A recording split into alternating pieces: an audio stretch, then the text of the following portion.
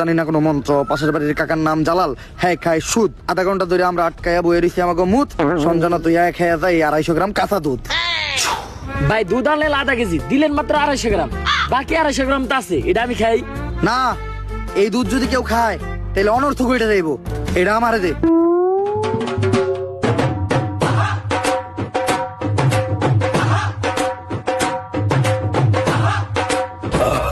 ভাই। আপনি না কইলেন এই দুধ কেউ খাইলে অনর্থ করে যাইব গা, তাহলে আপনি খেলেন কে? আরে আমি তো খাই নাই, পান করছি। সবকিছুই রেডি আছে, এখন খালি এই কাঁচা দুধের ভিতর তাজা রক্ত দিতে হইব। দে তোর 8টা দে। 8 টাকাইটা কয়েক ফোঁটা রক্ত দুধের ভিতর ফেলাই। আমি দিমু কে? আপনার ভাল লাগলে আপনি দেন। আরে রক্ত তো আমি দিতাম, কিন্তু আমার রক্তের গ্রুপের লোকে সঞ্জয়ের রক্তের গ্রুপ মিলে না। রক্ত লাগবো এ পজিটিভ, আমার রক্তের গ্রুপ হইলো এবি পজিটিভ, এর লেগে তোরই দেওয়া লাগবে।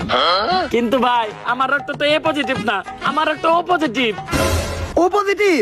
আমি তো বুঝলে গেছিলাম ও পজিটিভ রক্তই তো লাগবো। দে।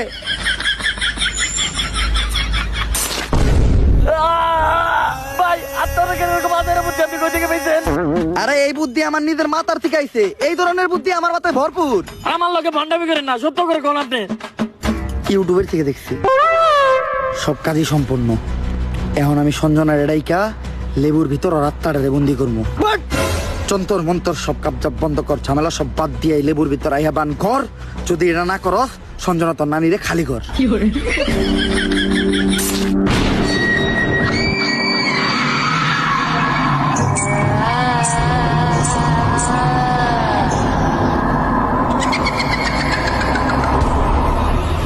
ভাই ভাই বাপ কাছে ভূত।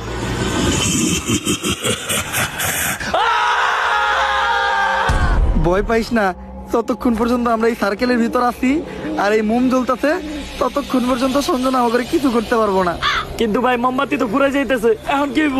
মোমবাতি ফুরাইয়া গেলে বুঝবি আমরাও ফুরাইয়া যাবো। তোরা আমার কামে ডিস্টার্ব করলি কে? সঞ্জনা তুমি খালি হলুদ সাংবাদিক করে মারতেছো কে? মিডিয়া হলো এদেশে সব থেকে বড় শক্তি, কিন্তু হলুদ সাংবাদিকেরা মিডিয়ার একটা মজা বানায় রাখছে। এদেশে ছোট ছোট বাচ্চারা ধর্ষণ হয়, খুন হয়, এগুলা নিয়ে কোনো নিউজ হয় না। কিন্তু পাকিস্তান থেকে কোন নায়িকা বাংলাদেশে আয়া বাদ মারলো, পরিমাণে কি ড্রেস পরলো, কে ভাত বেচলো, কে কেক বেচলো, এগুলা নিয়ে হাজার হাজার নিউজ হয়। আর আমি যখন ধর্ষণ হই, এটা নিয়েও কোনো নিউজ হয় নাই। শেষ পর্যন্ত আমার মরতে হইলো। তাই এদেশে হলুদ সাংবাদিক একটা বাচ্চা দিব না, সব করে মেরে ফেলামু। আর আমার যে বাধা দিব তা করে মেরে ফেলামু। তোমার জায়গায় তুমি ঠিক আছো, কিন্তু সবাই রে মারা কোনো সমাধান না।